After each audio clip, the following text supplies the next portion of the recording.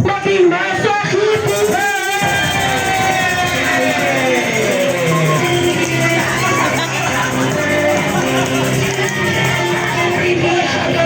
Ikaw naman, kung sila na talaga ang inaano mo. Pero syempre, importante yan. Syempre, sa tulong nila mami and daddy, ayan magiging malakas at hindi maging masakit yung si Eliana.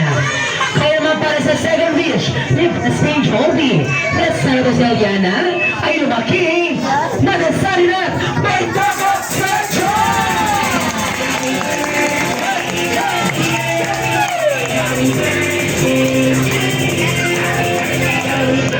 That's right, kaya na sinabi nila mami, syempre prayer nila si Eliana na natupad ba sa Jollibee.